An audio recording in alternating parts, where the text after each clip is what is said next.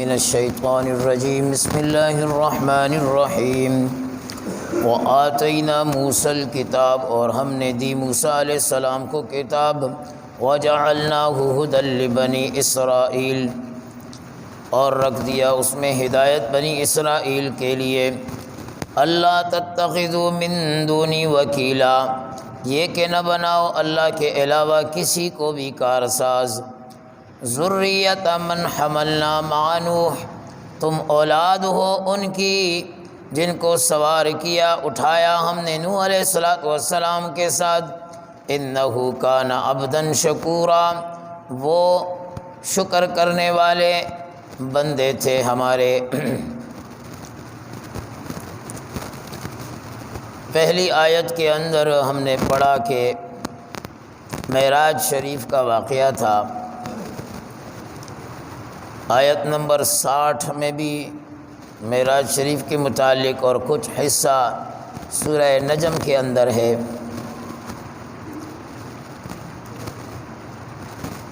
اب پہلی آیت کے اندر جناب نبی کریم صلی اللہ علیہ وسلم کی بات ارشاد فرما کے اگلی آیت میں موسیٰ علیہ السلام کا ذکر کر دیا۔ تو موسیٰ علیہ السلام ان کو بھی اللہ رب العالمین نے طور پر بلایا تھا، اور موسیٰ علیہ السلام حدیث میں آتا ہے کہ معراج شریف میں آپ علیہ السلام جب سفر فرما رہے تھے تو ایک مرتبہ تو آپ نے ان کو ان کی قبر میں دیکھا کہ وہ نماز پڑھ رہے تھے، اور پھر دوبارہ ملاقات آسمانوں پر ہوئی، اور پھر وقفے وقفے سے آپ علیہ السلام سے ذکر کرتے رہے کہ نمازوں کو کم کراتے رہے۔ 9 مرتبہ آپ علیہ السلام رب العالمین کی طرف گئے اور 5 نمازیں کم ہوتی رہی موسیٰ علیہ السلام کے مشورے سے۔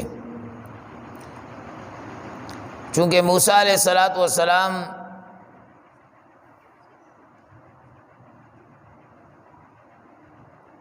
ان کے لیے جو میدان تھا اور اس میدان کا جو سرغنہ تھا وہ فرعون تھا، اور بڑا ہی ظالم۔ آپ علیہ السلام معراج شریف میں جب سفر کر رہے تھے، جنت کی سیر کر رہے تھے، تو ایک مقام سے ایک جگہ سے خوشبو آ رہی تھی، اور بڑی بہترین خوشبو آ رہی تھی۔ جنت تو ویسی خوشبو کی جگہ ہے، اللہ ہم سب کو نصیب فرمائے۔ تو آپ علیہ السلام نے پوچھا، جبرائیل یہ خوشبو آ رہی ہے یہاں سے؟ تو حضرت جبرائیل امین فرماتے ہیں کہ یا رسول اللہ، یہاں پر فرعون کی جو بیٹی تھی، اس بیٹی کے سر میں جو کنگھا کرنے والی تھی، خادمہ، نوکرانی، یہاں پر اس کی قبر ہے، اور اس کی قبر سے یہ خوشبو آ رہی ہے۔ اس نے پورے علاقے کو معطر کیا ہوا ہے، آپ نے بھی محسوس کیا۔ وہ جب کنگھی کر رہی تھی ایک مرتبہ تو ہاتھ سے کنگھی گر گئی، تو اس نے حضرت موسیٰ علیہ السلام کے رب کو یاد کیا۔ تو بیٹی حیران ہو گئی فرعون کی کہ میرے ابا کے علاوہ بھی کوئی خدا ہے؟ کس کا نام تم نے لے لیا؟ اس نے کہا ہاں، جو تمہارا بھی خدا ہے، میرا بھی خدا ہے، موسیٰ کا بھی خدا ہے، سب کا خدا ہے۔ اس نے باپ کو ذکر کیا، باپ فرعون طیش میں آ گیا کہ میرے سامنے میری خدائی کا انکار کر کے کسی اور کو خدا، حالانکہ وہ کسی اور کو نہیں، وہ حقیقی خدا کو پکار رہی تھی۔ تو بہرحال قصہ مختصر، میں اس طرف نہیں جاتا ہوں۔ فرعون نے اس کے جسم میں کیلیں ٹھکوا دی اور اس کو مار ڈالا، ختم کر ڈالا، وہ تکلیفیں برداشت کرتی رہی۔ تو اللہ رب العالمین نے تکلیفوں پر یہ مقام دیا کہ پورے اس علاقے سے خوشبو آ رہی ہے۔ ہیں ایسے اللہ کے اور اس دنیا میں بھی اللہ رب العالمین نے دکھایا، کئی ایسے گزرے ہیں جن کی قبروں سے خوشبوئیں آتی رہی۔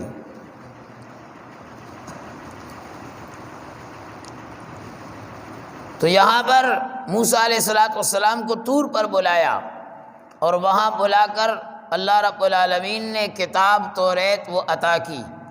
تو موسیٰ علیہ السلام کو ایک فضیلت بخشی، ایک مقام بخشا۔ تو جناب نبی کریم صلی اللہ علیہ وسلم کو بھی مقام اور فضیلت بخشنے کے لیے، ان کی عزت افزائی کے لیے اللہ رب العالمین نے مسجد حرام سے اٹھایا، مسجد اقصیٰ پہنچایا، وہاں سے ساتوں آسمانوں کو طے کرتے ہوئے سدرۃ المنتہا تک جناب نبی کریم صلی اللہ علیہ وسلم کو پہنچایا۔ تو فرمایا وَآتَيْنَا مُوسَى الْكِتَابَ، ہم نے موسیٰ علیہ السلام کو کتاب دی۔ اے نبی آپ کو بھی کتاب دی، رکوع کے آخر میں آئے گا إِنَّ هَذَا الْقُرْآنَ يَهْدِي لِلَّتِي۔ موسیٰ علیہ السلام کو کتاب دی، توریت دی۔ وَجَعَلْنَاهُ هُدًى لِبَنِي إِسْرَائِيلَ، اور اس کتاب میں بنی اسرائیل کے لیے ہدایت کو رکھ دیا، جیسے اس قرآن کو ہمارے لیے ہدایت کے لیے رکھا۔ إِنَّ هَذَا الْقُرْآنَ يَهْدِي لِلَّتِي هِيَ أَقْوَمُ۔ تو قرآن کریم کے ذریعے اللہ رب العالمین ہدایت بخشتے ہیں۔ توریت کے ذریعے اللہ نے بنی اسرائیل کو ہدایت بخشی، ہدایت کے لیے اللہ نے توریت کو نازل کیا، اور ساتھ میں یہ اعلان کرا دیا اللہ تتخذوا من دونی وکیلا، اللہ تتخذوا من دونی وکیلا، اللہ کے علاوہ کسی کو بھی کارساز نہ بناؤ، اللہ کے علاوہ کسی کو بھی ولی نہ بناؤ، اللہ کے علاوہ کسی کو بھی معبود نہ بناؤ، اللہ کے علاوہ کسی کو بھی مسجود نہ بناؤ، اللہ کے علاوہ کسی کو بھی رازق کا درجہ نہ دو، معبود کا درجہ نہ دو۔ یہ بنی اسرائیل کے لیے حکم، اور بنی اسرائیل کو جو حکم توریت کے اندر، وہی حکم قرآن میں ہمارے لیے سورہ مزمل میں فرمایا لا الہ الا ہوا فاتخذہ وکیلا، اللہ کے علاوہ کوئی بھی معبود نہیں، فاتخذہ وکیلا، اسی کو وکیل بناؤ، اسی کو کارساز بناؤ، اسی کو معبود بناؤ۔ جب فرعون کی خادمہ نے، بیٹی کی خادمہ نے انکار کیا تو اس کا یہ حشر کیا، رب العالمین فرماتے ہیں اس کی پرواہ نہ کرو، وہ جو گائے کا، وہ سونے کا وہ بت جو بنایا ہوا تھا، اس کو گرم کر کے خادمہ کو اٹھا کر اس میں ڈال کر جلا کر راکھ کر دیا، لیکن اس نے ایک ہی کو معبود بنا کر اسی کا اعلان کیا۔ تو یہاں پر بھی ہمیں بھی یہی بتایا جا رہا ہے کہ معبود تمہارا ایک ہے، عبادت کے لائق ایک اللہ ہے، تمہاری پیشانی صرف ایک اللہ کے سامنے جھکے اور کسی کے سامنے نہیں، اور کسی کے سامنے نہیں۔ آج اتنا خطرناک معاملہ ہو گیا، دنیا میں کوئی 8 ارب کے قریب آبادی ہے۔ میں اپنے حساب سے کہتا ہوں کہ اگر میں کہوں تو یہ بیجا نہ ہوگا کہ 5 ارب کی آبادی تو اللہ کو چھوڑ کر غیر اللہ کی عبادت میں لگی ہوئی ہے، اور جو توحید والے ہیں، جو دعویٰ کرتے ہیں کہ ہم اللہ کو پکارتے ہیں، وہ بھی کہیں نہ کہیں پھسل جاتے ہیں۔ کوئی کسی کے آگے جھک جاتا ہے، کوئی کسی کے آگے ماتھا ٹیک دیتا ہے، کوئی کسی سے اپنا سوال پیش کر دیتا ہے، حاجت رکھ دیتا ہے۔ الامان والحفیظ، کتنے سارے ہمارے مسلمان سیدھے سادے، وہ بیچارے کوئی اولاد کے چکر میں غیروں کی طرف چلا جاتا ہے، کوئی نوکریوں کے چکر میں، کوئی چھوکریوں کے چکر میں، کوئی اور چکروں میں، الامان والحفیظ، اور ایمان پر ڈاکو ڈالنے والے حضرات کو بیٹھے ہوئے ہیں۔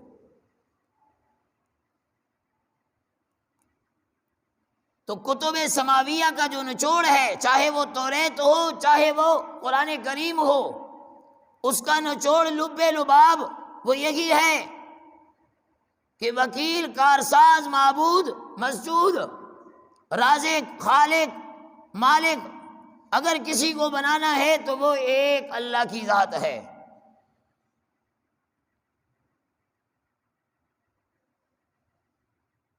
مالک تو سب کا ایک، پر مالک کا کوئی ایک۔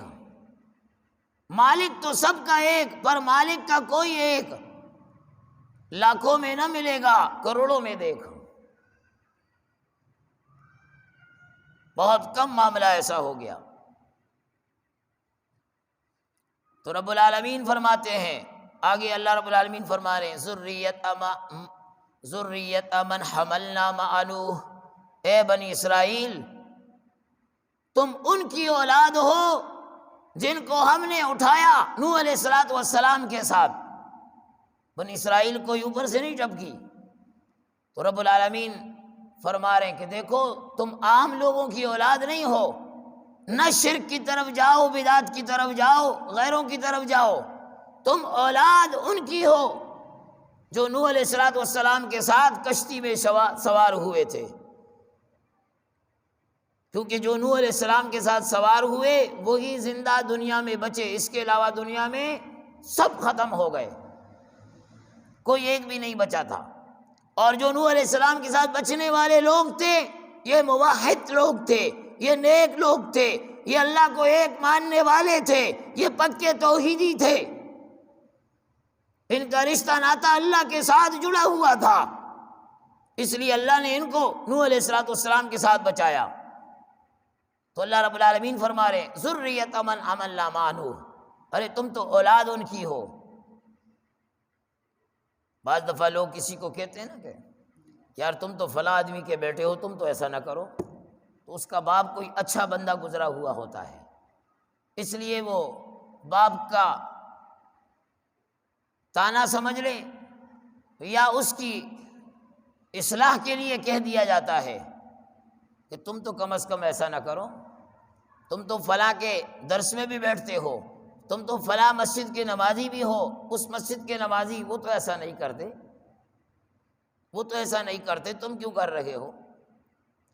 تو رب العالمین فرما رہے ہیں ذریت من حملنا مع نوح، تم تو ذریت ان کی ہو، اولاد ان کی ہو، نسل ان کی ہو جن کو ہم نے اٹھایا نوح علیہ السلام کے ساتھ۔ اور نوح علیہ السلام یہ بھی کوئی عام آدمی نہیں، اللہ فرما رہے ہیں انہ کان عبدا شکورا، وہ شکر کرنے والا پیغمبر تھا، وہ میرا فرما بردار پیغمبر تھا، وہ شکر گزار پیغمبر تھا۔ اس شکر گزار بندے کی امت کے اولاد میں تم ہو، نسل میں تم ہو، وہ ایسا شکر گزار، لہذا شکر ادا کرو، اور یہ جن کاموں میں تم لگے ہوئے ہو ان سے توبہ تائب ہو جاؤ۔ جو نعمتیں اللہ نے دی ہیں تمہیں، کلمے کی نعمت، قرآن کی نعمت، دین کی نعمت اور بہت ساری نعمتیں، ہر نعمت پر اللہ کا شکر گزار لاؤ، شکر بجا لاؤ۔ حضرت سہل رحمۃ اللہ تعالی علیہ، ان کے پاس ایک شخص آیا اور دوڑتا ہوا، حضرت جی نقصان ہو گیا۔ کیا ہوا جی؟ وہ چور آیا میرے گھر میں، میرا گھر سے سامان، مال متال سب لوٹ کر لے کر چلا گیا۔ حضرت نے فرمایا خدا کا شکر بجا لاؤ۔ فرمایا حضرت مال چلا گیا؟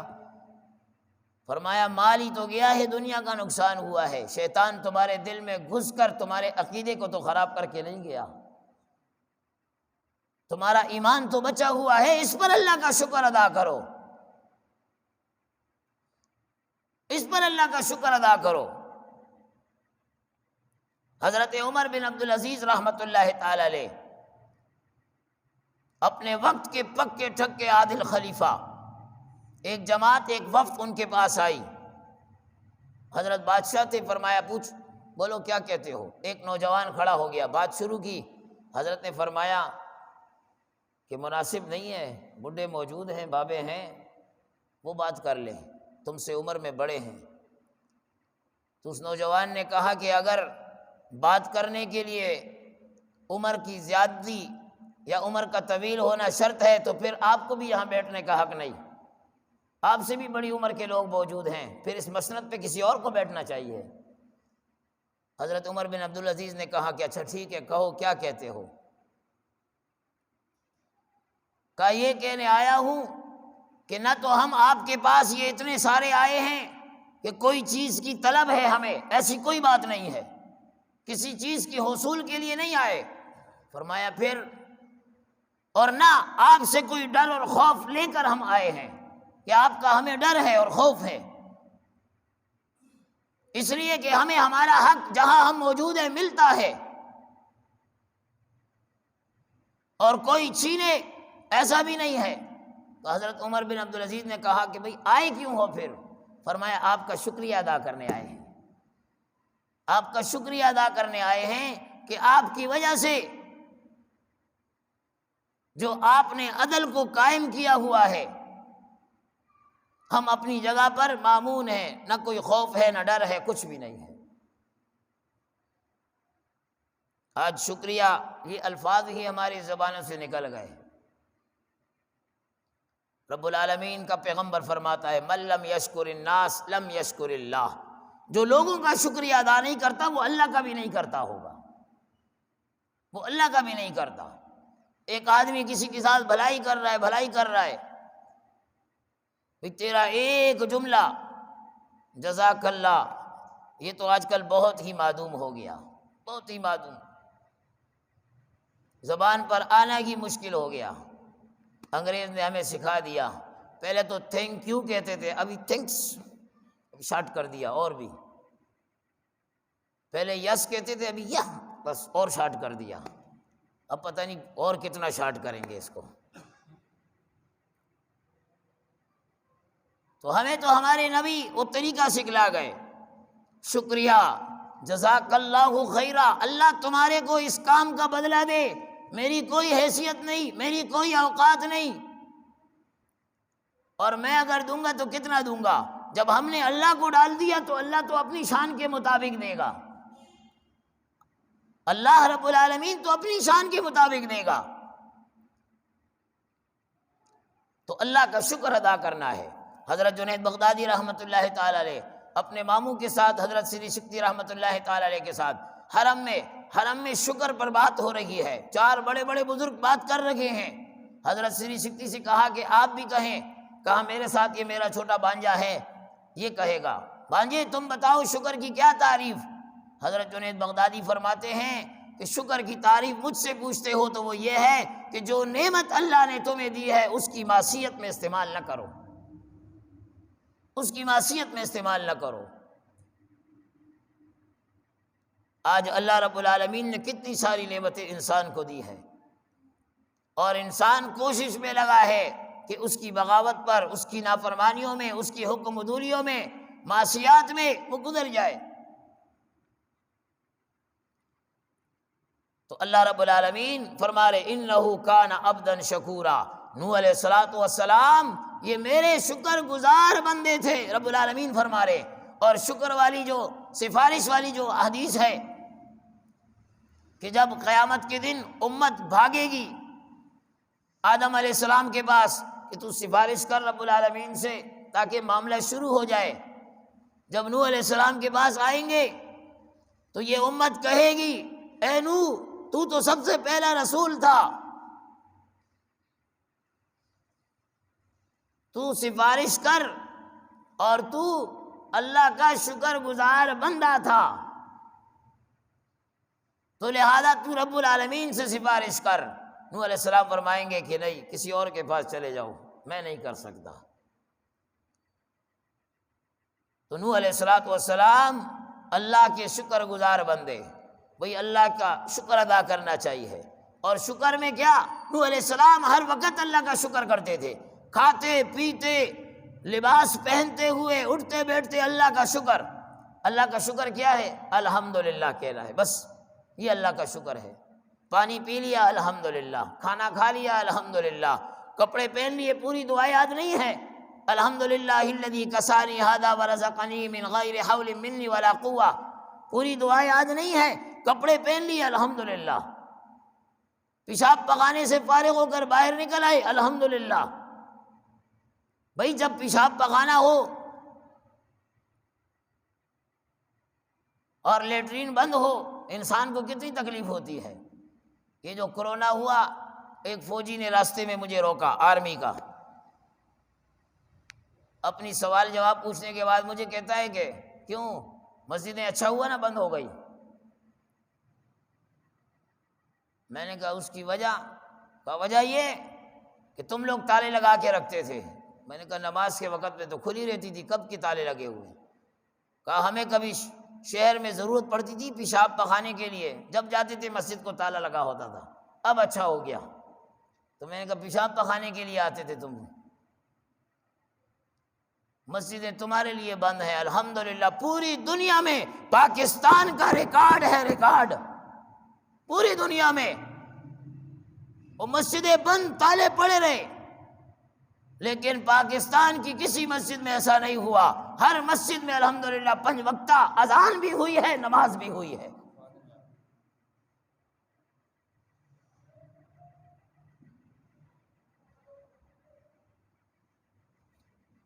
ہم اللہ کا شکر ادا کرتے ہیں۔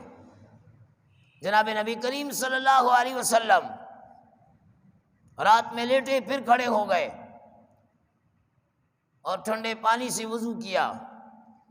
سردی کی راتوں میں ٹھنڈے پانی سے وضو کرنا بنسبت گرم پانی کی زیادہ فضیلت کا باعث رکھتا ہے، لیکن ایسا نہ ہو کہ کوئی کرے اور بیمار بھی ہو، عذر بھی ہو، فالج کا خطرہ بھی ہو اور کہے کہ مولوی صاحب نے فائدہ بتایا۔ ایسا نہیں فائدہ بتایا، برداشت کی حد رکھتے ہیں، برداشت کر سکتے ہیں تو وہ آدمی کرے۔ تو آپ علیہ الصلوۃ والسلام وضو فرماتے اور لمبی راتوں میں لمبے قیام فرماتے، اور ایسے قیام ہوتے اللہ اکبر کبیرہ۔